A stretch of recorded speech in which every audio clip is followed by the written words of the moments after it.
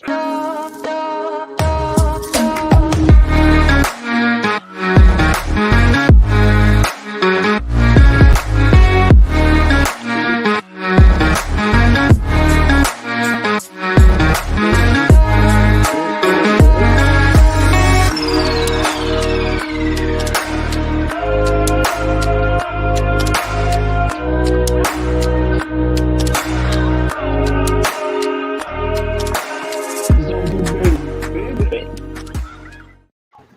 did it. We made it. Welcome back, QSC Play Out Loud.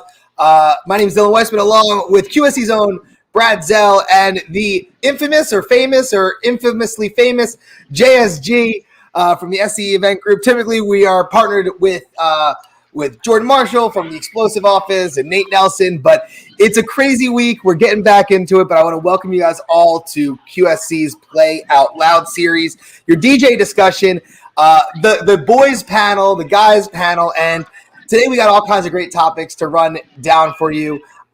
We got things between how to use your touch mix effectively. We got work-life balance on the docket, and we got prepping for the reopening of the live events world. All that and more coming up in the next little less than an hour. So, welcome, JSG. Why don't you tell us where are you? You're not in Jersey. No, this is not one of those Zoom backgrounds that's animated. So I'm actually in Miami right now, just taking a couple of days off because I think I needed just a little personal mental prep for this onslaught of like events coming back. So that's where I am. So originally JSG, where I work with the SC Event Group from North Jersey, you know, right up the road, right up the road from Explosive Entertainment. But yeah, for the next few days, I'm down here in Miami. Jeff, you are like the Energizer Bunny. Sit still, bro. I'm like losing my frame of reference when you're walking around here. I know I want to see everything that Miami has to offer, but I want to see you most importantly. So, Jeff, you took a quick flight down to Miami. You're originally from Jersey. You're a big factor at the SCE Event Group, as well as a great brand ambassador here for QSC. So thank you so much for joining the call today, because we have a lot to talk about, and you are a subject matter expert in pretty much all three of them: the touch mix and the best way to use it.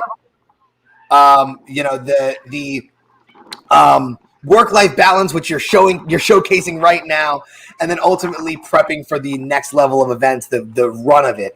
Now, Brad, you put us on every week, and it was your idea to really put this panel together. Why are you so excited for this type of panel to be put together for QSC? You know QSC better than anyone. Why is this panel so great, and what should our listeners look forward to today? So the idea kind of came up when the lockdown happened a year ago, right? Everyone started having their events canceled or postponed, and it was just kind of freak out time for 99% of our customers. And so I think I remember talking to you and a few of the other guys that are on this about doing a lot of DJ discussions just to like offer support and just to kind of like be able to communicate and express what you're going through as a DJ business, what the DJ event industry, like what's happening currently. And we've kind of like just done that every week, and it's been a roller coaster ride, but it feels like it's just been a kind of a support system for people to hear you guys process and to learn from you guys. And so it's been really good, and I feel like it's been important. Yeah, absolutely. I mean, I think the big takeaway here is that QSC has done a great job of building a community over the last year, and they've always been great, resources for the DJ and the live events industry with their speaker and their technology and their audio processing technology. It's always been great, but over the last maybe year or so, I have watched QSC put together one of the most passionate group of event pros. And if you're watching today, make sure that you drop a comment about something that you love about QSC, something that you hope to use in the future, whether it be a piece of gear. And if you have any questions for the panel here, we definitely want to make this as interactive as possible. Or we can just be distracted by Jeff's scenery. I mean, that's cool too. Um, so let's get into the most recent project. QSC, like I said, does a great job of supporting the community with their technology. And Jeff, you did something really great for the DJ or live events community, which was shooting a couple educational videos. So let's break that down, because I think it was a collaboration between you and Brad, and I think that the community needs to hear this stuff. Yeah, so I mean, I got it. The funny thing, like with me in the touch mix, like just quick backstory is like, and I think I say in the first video Brad put out is that like when I see mixers like the touch mix, to me like they're so overwhelming because there's so much tech in there and so much control that like it's just almost like I can't wrap my head around it. And I met Brad through this private group think tank, and a few years in a row I would go there with Jason J and like I would talk to Brad about it and I thought about it and I stopped. And I talked to Brad about it and I thought about it and stopped. And then the last time I saw him, I'm like, what the hell? I'm gonna go for it. So like I started using the touch mix, and the first thing I did, I called Jason Clock because I know he used it. Clock Entertainment, he's out of PA. I called Nate Nelson, who's usually on the show with us, out of Texas. He's been using it. And then I went on their all the tutorials on YouTube that QSE put out, and it got me started on it. And I like literally, and I explained in the video, but honestly, I did. I just used their templates, so I was comfortable with it. Nothing was gonna like freak me out at a party. And then as like these challenges came up from clients, I was like, okay, let me figure it out. And then I went in there, figured it out. I'm like, holy crap, the touch mix does this, the touch mix does that. And like for me, I'm not a person that like I'll never ever promote a product just because someone said, hey Jeff, can you promote a product? I only really promote stuff I really honestly believe in, because for us, when we're in the trenches, when we're working, like what we use is super important, because like Dylan, like when you're at an event and something goes wrong, or like a client calls an audible and you can't react to it on the fly, you're like, your gear failed you. You know what I mean? So like you can't support something that you don't really believe will do what you want it to do. So I wanted just to tell other people like things like the touch mix, which is like it's like a super powerhouse. And I just use the entry. I use the 8. I don't use the 16 and 32, but like what it can do for you is like insane. And then it's not over your head. Like it's explained in such a way that makes sense. So you don't have to be a sound engineer, or like, you can learn as you go along. That's another thing about it, right? You buy a piece of gear that you're like, oh my God, this is going to take me 6 months before I can put it out in the world. Like this is a product that like, just, you can use it right away in its simplest form. And then as you want to add stuff, or as you have something that comes on your event that you need the touch mix to do more for you, it's there, So that's what those videos are about, just literally just down and dirty, just in plain DJ meat and potatoes language, like how you can use this, and we did a bunch of them. I think I release them like once a month and stuff, but yeah, that's kind of why I did it. Yeah. So Well, let me. Oh, hey, what's up, Nate? Yay! What's up, fellas? All right. Nate's out there. Nate's out there gigging. Jeff's on a beach, and we're sitting here not doing either of those things. So we're envious of you guys, Brad.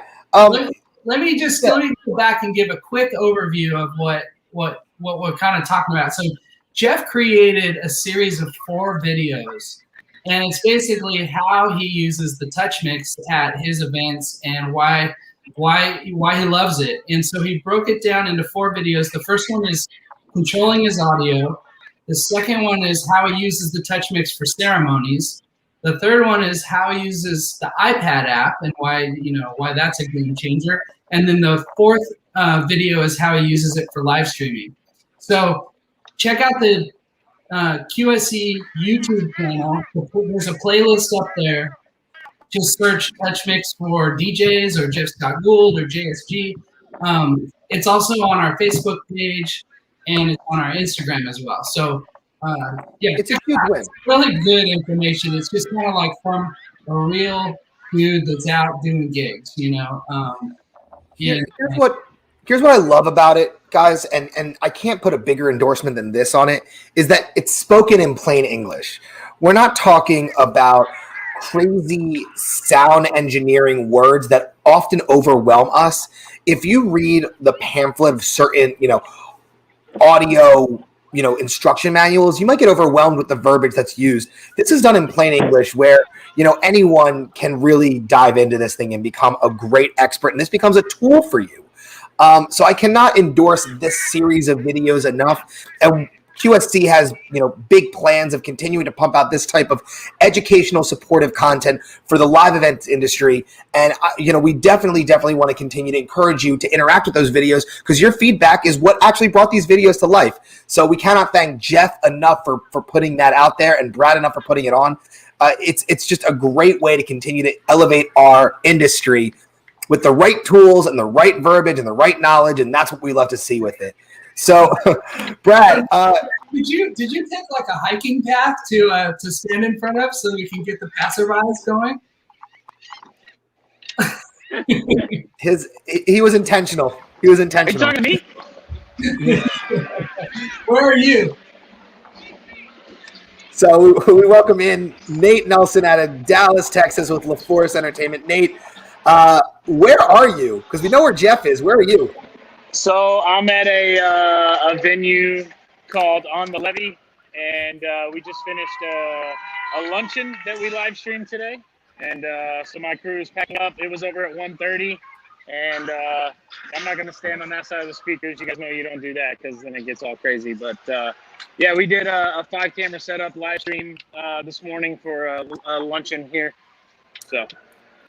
Nate, this might be a really good opportunity for our viewers. Maybe is there cool gear that we might be able to see? Is there any like little tech secrets that you might be able to show us a little bit of before it's all broken down? I know that it's we're getting you right on strike here, but it'd be cool to see a glimpse of it. I did. I don't think I can turn my camera around on my phone. If you go into the camera settings, I think you'd be able to choose front facing or rear facing. Am I right? You got it? Hey, I was right. All right, boom. So everything's pretty packed up. It's not that much gear. My main brain, I would love to, but these line arrays are like booming right here, so I don't want to lose you guys. But all my cables, that's my brain. I mean, we did a stage, video wall as well. So. Yeah, I this is really all for a live to show you. If you guys are not doing productions, you definitely need one of these perfect cues.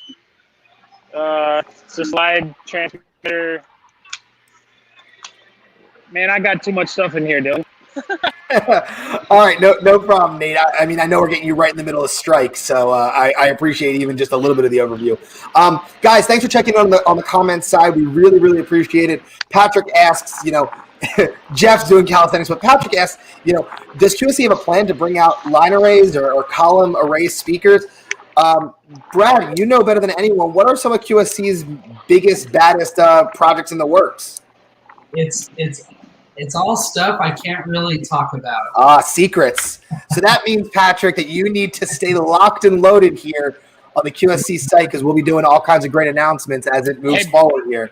Brad, can I ask this? I was looking for studio monitors the other day on QSC's website because I really want to upgrade my studio monitor system in my studio at the office.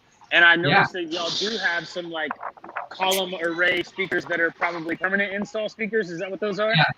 Yeah, they're for wall mounting on walls and like on columns at a church or whatever. They don't do live sound reproduction right. They're more like it's like a mid-volume type of speaker. It's not like a loudspeaker type. I was just gonna say, put some legs on those and people will buy them. I promise, because they just don't look. They would be disappointed. Look, I know from conversations with industry moles, let's say, that QSC's got some great stuff planned, and I'm excited to know that they're on the forefront of the hottest, greatest technology. And they do it right. They release the stuff when it's supposed to be released, as opposed to having issues, afterwards. So they're vetting it, they're testing it, and it's going to get out to you guys sooner than later. So be ready for it. Save that cash, use that stimulus check the right way, and we'll be getting QSC gear out to you guys shortly. All right, so we got our crew here. We talked a little bit about a great resource, which is Jeff's Touch Mix videos. Nate, did you get a chance to look at that? I haven't checked them out yet. No, it's Texas is 100% open, so it's crazy here, guys. I can't wait for you guys to be there because I didn't think it would be this crazy, like just so quickly as far as being open. But every day I'm working and doing stuff. So yeah, it's coming. People are ready to do live events again, and where live events are needed, entertainment and production is needed. So as soon as you get the green light, be ready to rock and roll. That's all I gotta say. Yeah, that's actually a great segue into our next topic. So, once again, Jeff, JSG from SCE Event Group out of Jersey, Nate Nelson out of LaForce Entertainment in Dallas, and we got Brad, our resident QSC expert. My name is Dylan Weisman, and we're so excited to be bringing you guys this content. Our next topic, which is a great segue that Nate just talked about, is getting ready to get started again. With the majority of adults being vaccinated probably by the start of the summertime, we project that you'll be able to get out there and start doing either small events or full events, the summertime and the fall. I mean, we're seeing it as a trend in the Philadelphia market, and I know that Dallas is wide open, so they're already there, and New Jersey is right behind them. So let's talk about how we can prepare our company, align our staff, and be ready to serve our clients best in this current setup. So, Jeff, you have clients, wedding clients, corporate clients who are asking the question, should I be having my event? What are you telling them? Well, I mean, I've been pretty lucky. I think most of my couples are, like, from April going forward, are kind of still locked in. I think they're getting the same sense that a lot of their people in their circle have been getting vaccinated, what they're hearing in the news in New Jersey about, like vaccinations opening up and they're going to let more categories in. And I've had this onslaught of these meetings that I've been called creative sessions with couples. And I got to tell you, Billy, and I honestly thought these couples would be like, all right, we're not having 300 guests. We're not having 200 guests. It might be like 160, 140, 100. But like these meetings, like we do creative sessions. So they're kind of like the meeting right before the final meeting, right? And it's just checking in, making sure everything's good. And like my couples just seem to be like, they're amped. Like I'm adding so many more enhancements that I thought I was gonna be going in with like sound and one or two things. And they're like, Jeff, like we need to get out. Like we need a party. Like my family needs a party. So I think what I'm doing to get ready with my couples on both sides is the fact that like, I think I'm finding out that my couples are hanging in there and they're ready to, like, no matter how many people, they want it to be like, for lack of a better phrase, a shit show, level chaos 7 at some point in the night. And my wheels are turning into like, I need to prepare my personnel to let them know that, like, hey, make sure your calendar's clear. Like, make sure you're in event shape ready because, I have like 3 events a weekend coming up and I have a bunch of Thursday events, but I'm actually really surprised that my couples are adding as many enhancements as they are. I honestly thought it was going to be like music, just happen to be around other people, but everyone just like, I think they miss like going out and I think they just literally like want this injection, like take everything you got, stick it in my arm and let's go, That's what I feel like is happening with me, on my end. I have a question for Jeff, and then if the other guys want to chime in, but like, what's your sort of method on staying in touch with venues and couples as like stuff starts to open? So like, are you checking in on a weekly basis to most venues that are closed now, or are they letting you know, hey, now we can have, or by this time we'll be able to do this, or like, are you in close communication with your kind of key partners and with your couples, like to like, hey, April, or this is the date, or are they kind of contacting you? Kind of what's the process? Like, what do you guys do? Jeff, I think that was you first. Yeah. So for me, like we have like, we're not a huge company, so we only have one person that literally works in the office, and everyone else in our company, we take care of our couples individually. So for me, when I meet with couples from the beginning, I always connect with them on social. So I feel like 99% of my couples, I kind of know what they're doing, whether they're just having coffee or doing whatever, and they know what I'm doing through and eventually like Instagram and whatever else. So we're in contact that way. A lot of the venues that we also work at were recommended at, or I'm in groups where, you know, people have been to another venue. So I'm not personally reaching out to these venues, but a lot of venues, as the COVID rules are changing, are reaching out to like whoever is being booked at these events at the venue. So I just kind of fall into that. If it turns out that a month from now I'm working at venue X and I'm on the list of the wedding professionals that are being there, they're reaching out to me like, you know, hey, these are guidelines now because based on what our governor is telling us to do. So I guess for me, I'm kind of lucky that I stay in contact with my couples because we're very one-on-one.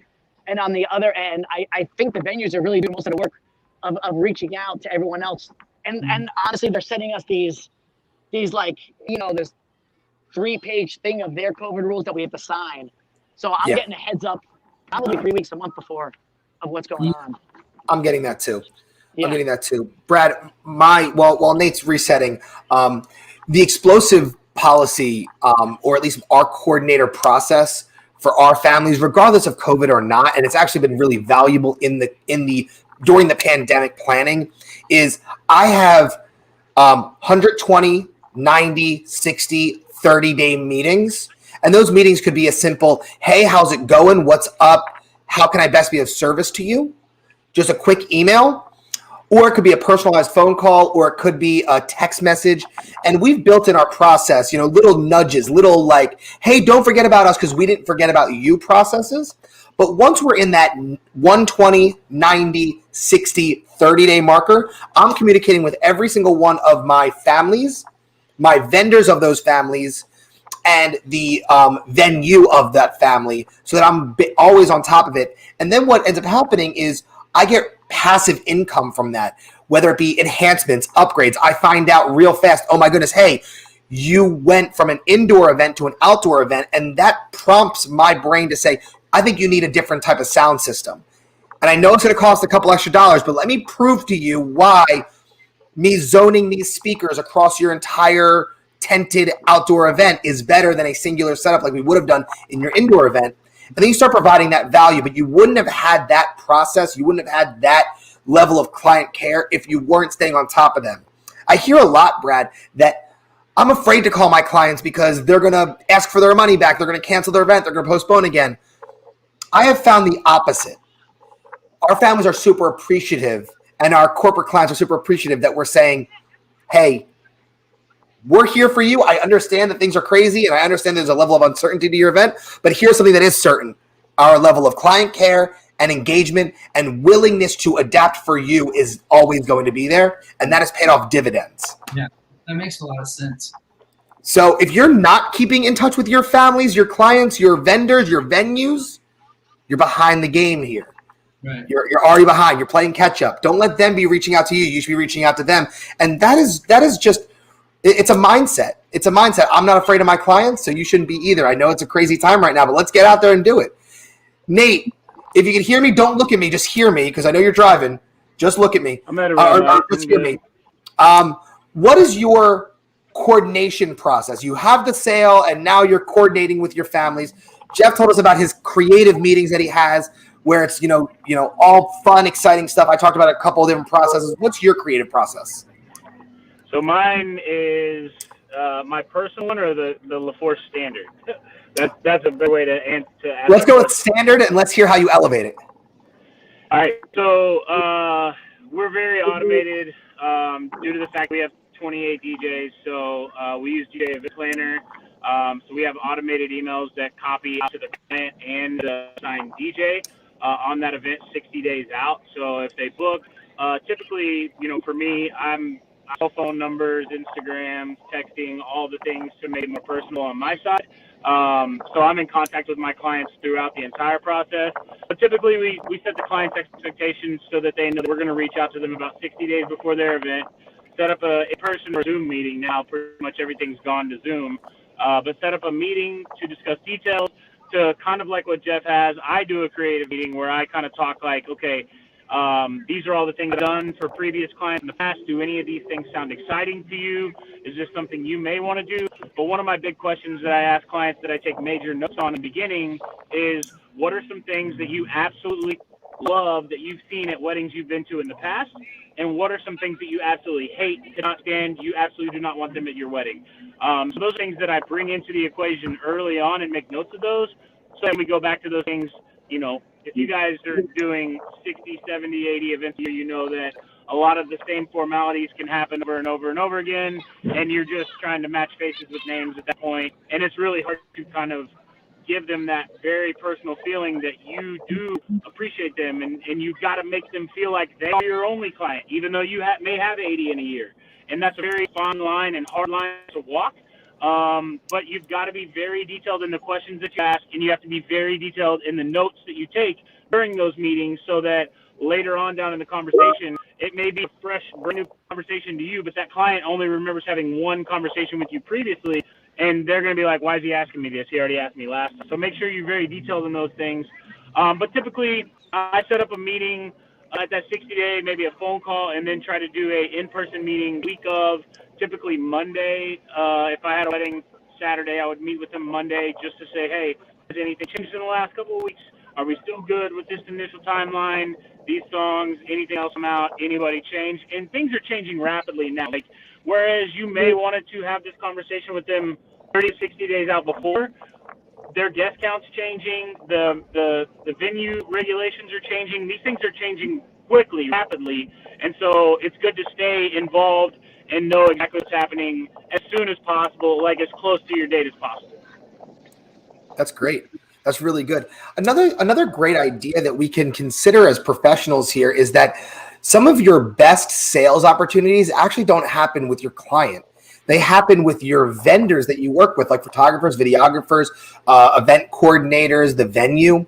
So for example, if you use lighting as a part of your sales pitch, but your client is a little bit finicky about if you're going to do lighting, or let's say an extra speaker in the bar area, and you want to sell that stuff, it's often great to have other people also be pushing that same idea. So, for example, we have, let's call the Hamilton Manor in Jersey. Jeff's been there. I love placing a satellite speaker in their bar area that's playing the same music because they have an outside bar. And I have the Hamilton Manor saying how great that is. And then now I have clients calling me and say, hey, you know, I know you did this for someone else. How much is it to have this at my event?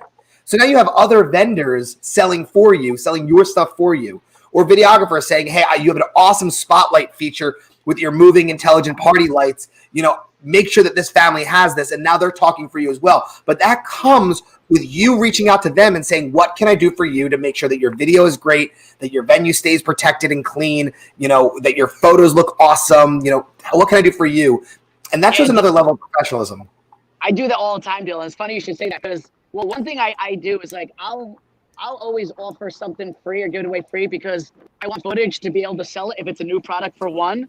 And when I do something like that, I heavily push and tag and comment on like the incredible staff at this venue, and I'll make sure that they're the location and they're tagged in every picture or video because they'll repost it. And like you're right, because it's amazing when you get other people cheerleading for you, how much that helps. Because if someone's like, oh, I was at this, I was at Hamilton Manor, and like they were talking how great you were, and they talking how you did this and talking how you did this, because obviously, like, for one, if you do a service that helps them look better to the client the night of, it's a win. If you post them, you're giving them something else to repost that they don't have to do any work on it, and 9 times out of 10, your posts are cleaner and prettier than theirs anyway. So that's like a double win.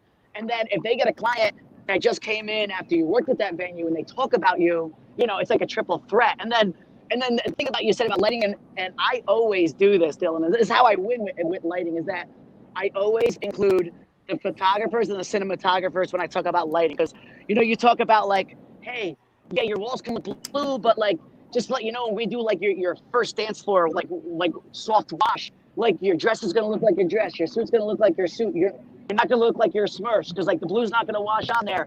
And like I always say, like, we spend time with our photographers while you're enjoying your cocktail hour, so they know exactly what's gonna look like, you know, and especially if you know the photographer. So when you include them in there, and then they have another meeting with those other vendors you're working with, you're right. It's just like you're creating these cheerleaders that keeps coming back and reinforcing it. And if they are on the fence with it, 9 times out of 10, you'll get that extra enhancement. Yeah, so that's a great point. It goes back to what I've preached for the last like 3 years. Anytime I've spoke or done anything, that relationships are key, no matter what. No matter if it's your relationship with your other vendors on site or your venues, those relationships are the biggest thing that people should be working on. If you're a vendor, if you are in the entertainment world, if you're focused on private events, weddings, whatever it is, your relationships with those people are the most vital pieces to the continued success of your business. Because like Jeff said, if you go in and make that venue look good and you create a good relationship with that venue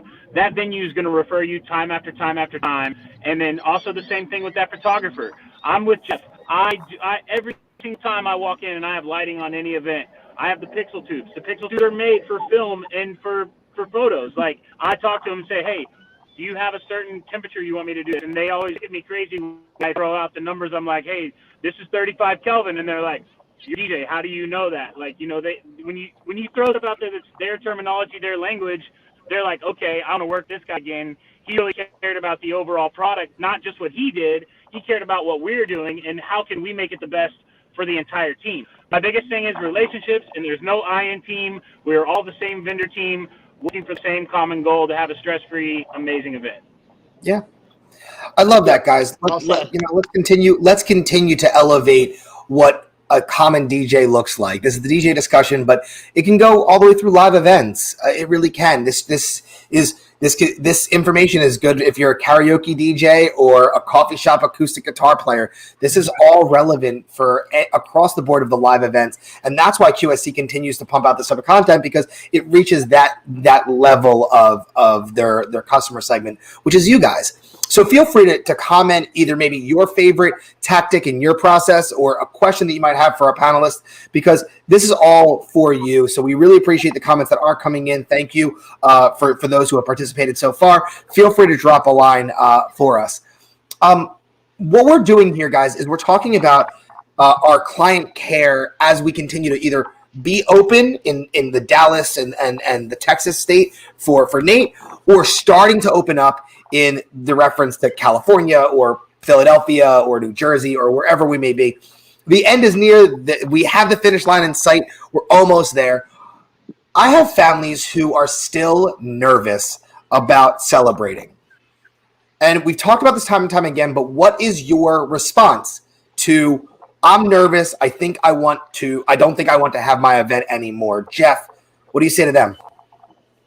Well, I mean, I think Dylan, it really particular. I mean, each event, I think it's, you got to handle one by one. I mean, you can't go across the board, because you might look at a particular event and honestly, you want to guide your clients in the right direction. So in New Jersey, it's so weird that every venue, every zip code interprets the guidelines a little differently. So if I'm at a certain venue and a client is nervous about it, like, I know what that venue is doing or what they're allowing their families and couples to do. So that response might be a little different than another venue that is like literally hardcore on the lines. It is what it is. So, the first thing I say to any of my couples or clients or whatever is that, like, I can do as far as the guidelines and the venue allows me. Like, I always tell them I'm all in. I have no reservations about being around other guests that I don't know. Like, I'm not nervous about that kind of stuff. I'm all in about the party at whatever level they're comfortable with. So I always start with that. And then I let them know, like, hey, you're at this venue. This is from experience because I've been there, or some of my crew's been there, or friends of mine in the industry have been there. So this is what we can expect. And, if you're nervous about it, this is what we can do to make it better. Just quick example, I was at a venue this past Friday. This was a type of venue where the owner is like, he takes the guidelines and then he goes back 15 yards. So, like, whatever it is, he actually goes a little tighter. So it's tough.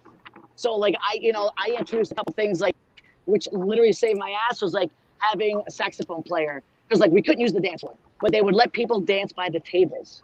You know what I mean? But the night before, 4 miles down the road, and people are literally dancing on the tables. So it's so crazy. So, like, I just think, like, you got to be honest, because if you're not, if something happens, it's going to look bad on you, because it looks like either money grab or, you're just not. I don't think you're taking care of your couples the right way or your families. But you got to be honest first. But I think also, like, you always should always talk glass half full. You know, if they want to have it, especially if you schedule a couple times.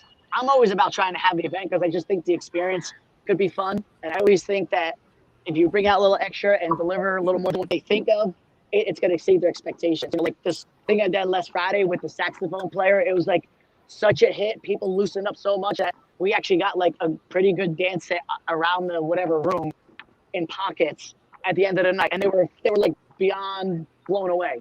You know what I mean? So like you got to treat them the right way, be honest, be optimistic, be glass half full, and then just whatever creative things they have in your pocket, you know, to like give them a solution to their worries is, I think, the way to go. But if a place is like whatever, you know, and you can't do anything about it, I mean, you can't do anything about it. You know, I haven't run into that yet, thank God.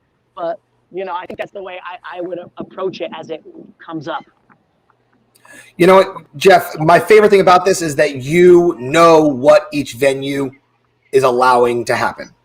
And I think, you know, it's kind of like doing your homework, studying a little bit. Like, before you make the phone call to the bride or the groom or the mitzvah family or the corporate event that you're about to host at such and such venue, call the venue first and find out what the rules are so that way you're better prepared. It's like scouting if you're a sports fan. Stephanie from the UK says that they're opening up this summertime and they're getting ready. So we're happy to hear that, Stephanie. The world will be back and live events will be back. And if you weathered the storm thus far and you're still, you know, pushing out great mentalities and great vibes, you're gonna survive this thing.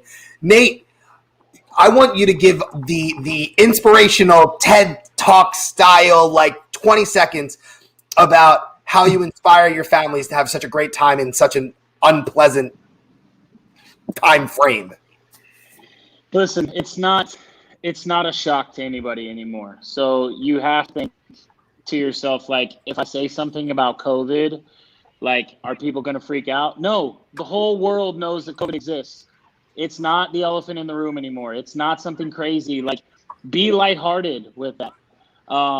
You know, I think we discussed this last time, but, you know, like, I made a joke the week that the governor spoke and said that we were open 100% and that we were back to 100% no masks, like last Wednesday or whatever it was. So the weekend before that, I said, guys, typically what I say to guests at a wedding is, you know, with all the craziness that's going on in the world, we are all here today to celebrate John and Britt. Like, we still made it possible. We're still here, and try to make that aspect of it positive. The other day I said, you know, as of Governor Abbott, you know, the pandemic is over next Wednesday. So we can all celebrate that tonight and also celebrate John and Brittany. But don't feel like you can't talk about it with your clients or with your families, because it's not something that is new to people. It's something that we've all learned to deal with. We've all learned to cope with. We've all have our own ways of dealing with it. So just be real, be genuine, be true, be thoughtful, be involved. I think that's the biggest thing you can do, because they may not know what it's like planning. You know, this is definitely not their vision of what they thought they were going to be planning their wedding, having to worry about restrictions and all the other things that go on. So you can be the expert again. You can be the person that's done a COVID wedding. You have done a wedding post-COVID. You can share your thoughts and the things that you've seen and what's going on in your industry and your area. So I went way past 20 seconds. I know that's impossible when you give me a time limit to just do that. But, no. This was a calculated decision. I knew I gave you 20 seconds knowing that you'd be going 2 minutes. We're good. Okay.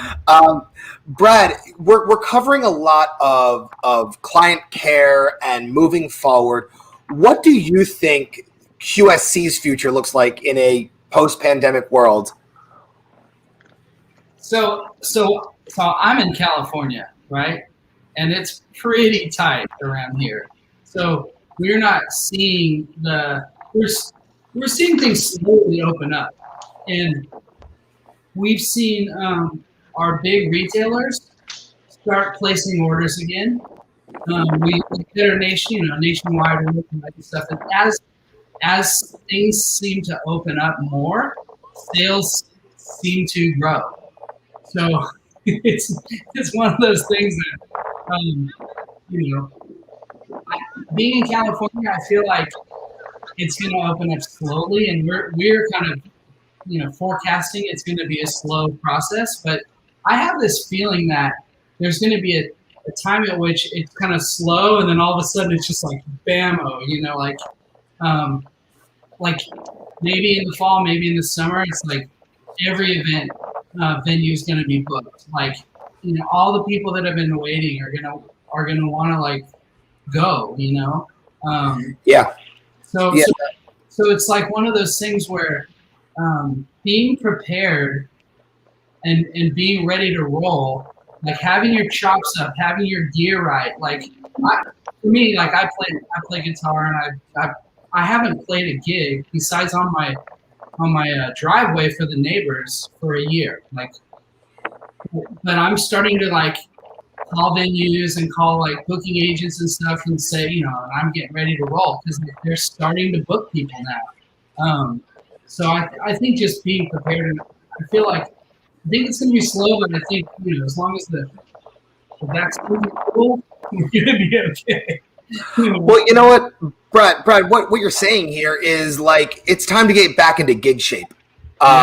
And Jeff is doing jumping jacks on the beach right now, but like you got to be in gig shape, and that goes from mentality to having your gear tuned up, and if you have little nicks and dents, get that Sharpie or the dry eraser, like get that stuff looking good. Because here's what's going to happen: you're going to have an influx of these events coming back, and people are going to, they might even push their events forward because they're anxious to get back and going. And this is when, like, you being a smart, savvy business entrepreneur spirit of, your industry, to be ready to do that stuff again. So have your talent team, if you're a multi-op, ready and flexing the right muscles. Get your training going again. Open up the music pool that you canceled the subscription with. Like, open it all back up. And start doing that work and put your nose to the grindstone, because you're within probably 4 to 5 months before life could look normal again. And by life, I mean our event life could look normal again. So I think you got to be ready to go with that. And from what I'm hearing, you guys are in agreement with me. Yeah. Yeah. Dylan, can I touch on some of the stuff about being ready and prepared? Do it. If you're watching, you're a DJ or a business owner or somebody that has battery powered uplights and you haven't plugged them in or turned them on in 6-8 months, you should definitely be prepared. Like, go plug those things in, run test them, plug your gear in. If you haven't done a gig, set your entire stuff up in your driveway or in your neighborhood or somewhere and do a party for people. Make sure it still works. Make sure your cables haven't gone bad. Like, make sure, like, it's been sitting. Like, you're so used to running in, running out, and plugging stuff in week after week after week. If you haven't been doing those things, it takes a minute. Like, when we started back up, like, me and my system would be like, damn, I'm like out of shape, like, as far as like picking gear up and moving stuff around and doing those things. So, like, don't just flex your physical muscles, flex your intellectual muscles. Make sure you know how to do your things correctly. Make sure your gear is working properly. Plug your lights in, like, test your lights. They may have been plugged in this whole time, and you've been charging them here and there, but that's not how a battery's supposed to operate. It needs to be charged. It needs to be ran. It needs to die. It needs to be charged again. You need to work those things out, because the last thing you want is to get on an event and something that you expect to work doesn't work for you because you weren't prepared and did the homework before. That's right. Absolutely. And look, you can make it a whole event. Get your team back together, buy a pizza, grab a case of beer, and plug the uplights in and have your own little, jam session, whatever it's going to be, guys.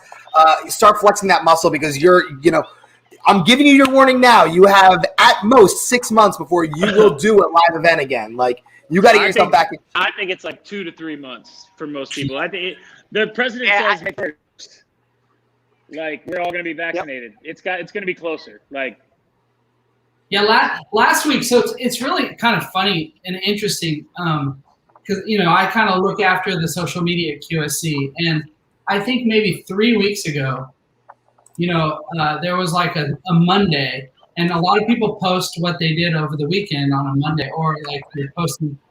It was like a huge influx of people playing gigs and doing events and stuff like that on this one weekend. And it's like, whoa, this was like, a little bit of an increase that was like super noticeable for me. And it's only been growing now. So it seems like, and then I've actually booked personally 2 gigs recently just to play one at a restaurant and another at an outdoor sort of what's it called, shopping center. And so I feel like things are coming back, and I have a feeling too. It's like it could ramp up pretty fast. Yeah, Brad. I think there's the anticipation of it. I just worked this Foxwoods, which is a casino in Connecticut.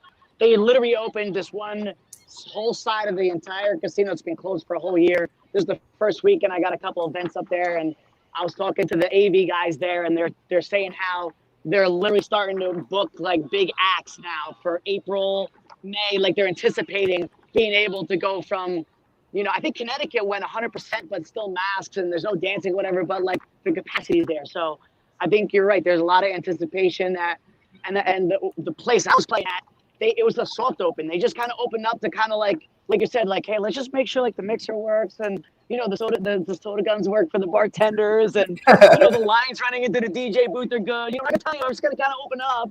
That's what they were doing, but they were just saying like, oh, they were doing the same thing in their amphitheaters and concert things, and they've been prepping like their outdoor pool stuff, and they're trying to book these national acts that have been bouncing around from like Vegas to Arizona to New York and Connecticut. So I think you're right. Like I think there's a lot of soft opening events happening now because people are like, all right, we got to get like you guys said, get back into like gig shape. Even the venues got to get back into gig shape, Right. So here's Nate. You got one more thing on that? No, I was just saying. Yeah, I was just agreeing with Jeff. We can all agree with Jeff. Yeah. We snap in agreement. So here's our last topic, and it's so crucial because we had some downtime, about a year's worth of downtime for some of us, and we're starting to flex that muscle again. And I guarantee it, you mark my words, today we will work harder in the next year than we've ever worked in our entire life because of either volume, energy, commitment, whatever it's going to be. We're going to work harder in the next 6 to 12 months than we've ever worked in our entire life. And what's going to end up happening is I think a lot of us are going to be like culture shocked because we haven't worked that hard in so long that the work-life balance is going to end up becoming a big hot topic in 2022. So let's give some preemptive advice to those who are about to bust their ass out there working and gigging. What are some of your favorite work-life balance techniques? So, Nate, you want to give it a go? I mean, yeah, number one is you got to look up yourself. So if you're not in Jeff Scott Gould shape, it's time to get into Jeff Scott Gould shape. This is a big topic for me because, 2 years ago, I made one of the biggest lifestyle changes in my life. Everything was great, and then the world came to a stop, which, affected a lot of people mentally. I think that you really need to be mentally prepared, whether you have, depression right now, which is hard for a lot of people to admit, but it's a real life thing that our entire society is struggling with. So you need to be 100% focused, mentally prepared, ready to take on the things that you're going to take on. Number one, because if your head's not in it, then your energy's not there. Then you don't have the motivation to do the thing. So like you need to focus on your mental side of things first and be ready to do this.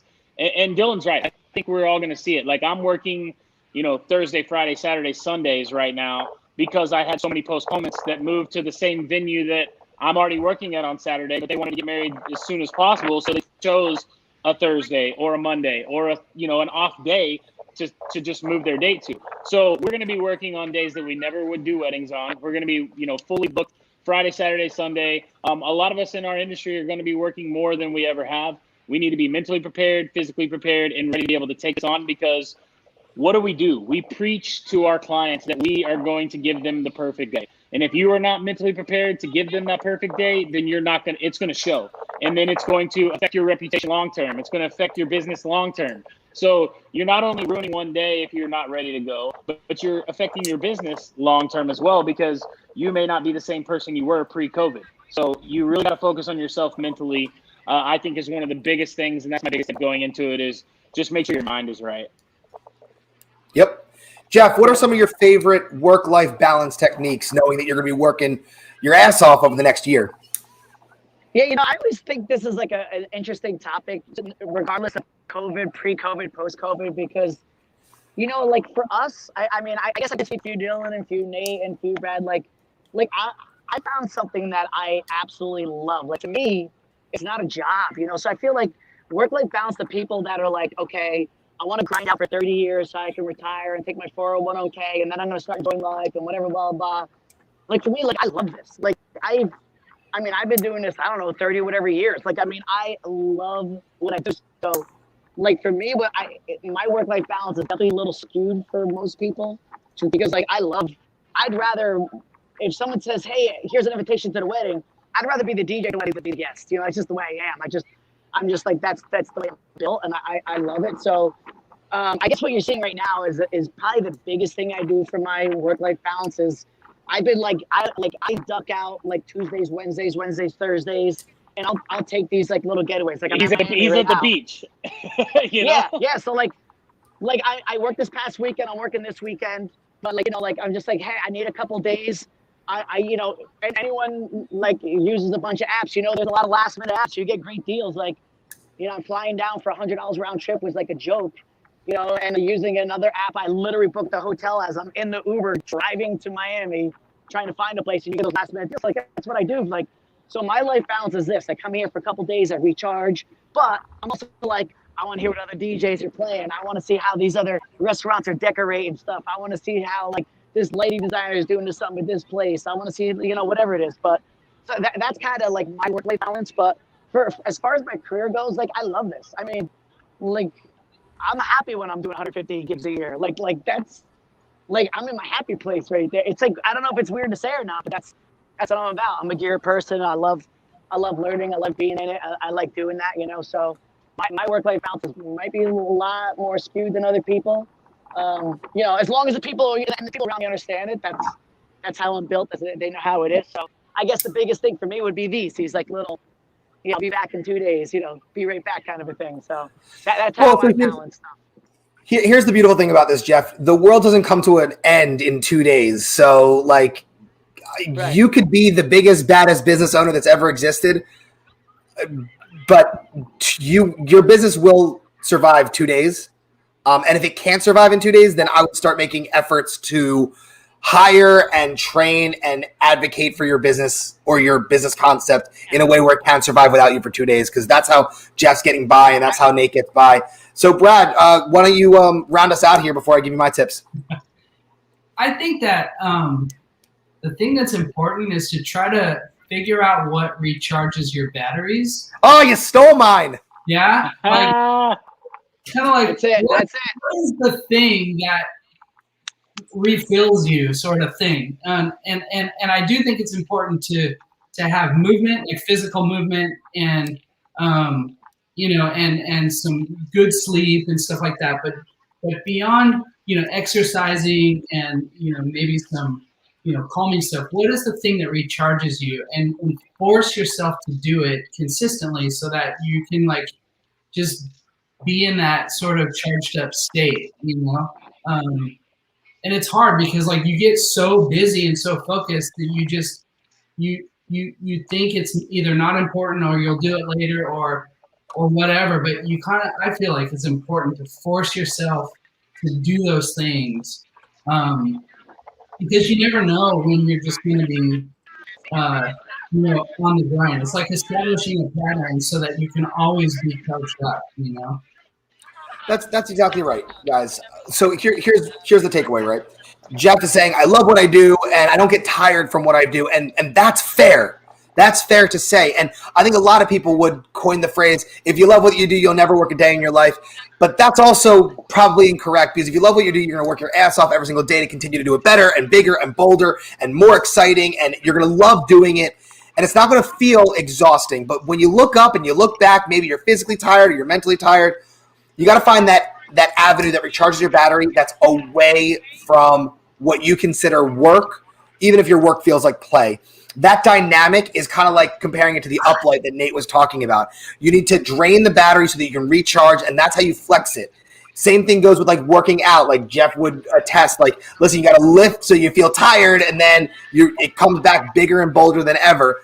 So finding that outlet that recharges your battery is really important. Understanding what it is, and I would challenge you to find it in an avenue that's different than what you do for a living. I would challenge you to find it in an avenue that's different than what you do for a living. And I would even further the challenge where it's different than what you do with your family. You know, the reason why we talk about work-life balance is because I go to work and then I come home and I have 101 things that I have to do for the house or for the kid or for the wife. That's not what we're talking about work-life balance. We're talking about how do you stay fully charged so you can attend to all those different pillars that is your life. I think that Jeff would be so modest to say that he likes going on those motorcycle rides with his dog. I think Nate would be so bold to say that Twitch has been one of his rechargeable outlets for him. Even though it's related to work, it's a different line of thinking. It's a different line of work. So I challenge our viewers and our listeners to find that outlet that's different from your revenue stream and that's different from your family that recharges your battery. It might be reading a book. It might be going on a long walk. It might be learning a new piece of gear or a piece of technology that has nothing to do with what your current profession is. Find it. Find it, find it, find it. For me, it was, getting the job at Penn State and teaching college students about entrepreneurial leadership. Like, that was my rechargeable moment. So I challenge you guys to do the same. Find it somewhere different because it'll make a big difference in how much of an output you push out in your business life and your home life as well. So that wraps up our QSC Play Out Loud DJ discussion with JSG, Nate, and our resident guru from QSC, Brad. Jeff, why don't you give us a 30-second rundown of how we can find you and what we should be looking forward to from you? I guess all things at Jeff.Gould is where you can find me. This weekend, on this Saturday, I'll be back at Foxwoods up in Connecticut. Next weekend, just because it's like a super big deal, super excited, I'll be back at Saturday Night Live, hyping up the crowd for the pre-show. But yeah, I guess Instagram, you get to see all my travels, my journey, my craziness, my JSG. Nice. Nate. Yo, so you can find me on all things social media at DJ Nate Nelson. I've got a stream Friday and then a wedding Saturday. And my kids are on spring break this week, so we're going to go to Six Flags tomorrow and hang out, and that's called Recharging Batteries right there. So, and I know that's a special place for you. Yeah, very special place. That's a big deal for you. So I'm excited to hear about how much fun you and your girls have. Brad, what can we expect from QSC over the coming weeks? Just kind of stay tuned. Check out and subscribe to our YouTube channel. Then the most recent 4 videos, the dude above me is featured in them. He created a series of videos on how he uses the touch mix, so check those out. And then, follow us on Instagram. And just so everyone knows, if you tag us when you're using your QSC gear, I'm always kind of like looking to repost and reshare because people are always, I feel, interested in, what gigs look like, what events look like, how other people are doing things so they can get inspired. So there you go. This is a two-way community, people, and QSC has your back. So for JSG, DJ Nate Nelson, Brad, our resident QSC guru, my name's Dylan Weisman. Until we see you next time, take care of yourselves and each other. Don't do anything we wouldn't do. Wash your hands, and we'll see you guys in 2 weeks. The ladies got you next Wednesday, same bat channel, same bat time. We'll see you later. Goodbye. Wait. So next week's going to be a special Ladies' Day. So because it's International Women's Month, right? We're going to have 9 female DJs on the panel, and we're going to talk about being a female DJ in the industry. So that's going to be cool. And so be sure to tune in next Wednesday at same 3 o'clock Eastern. Cool. Why do you lead with that? That is way more important than most of the other things we talked about. All right, so there you go. There you guys have it. A really, really, really powerful female panel coming to you live next week, 3 p.m. Eastern on the QSC, All Things QSC page, DJ discussion, Play Out Loud. So again, take care of yourselves and each other, and we'll see you guys real soon. Peace.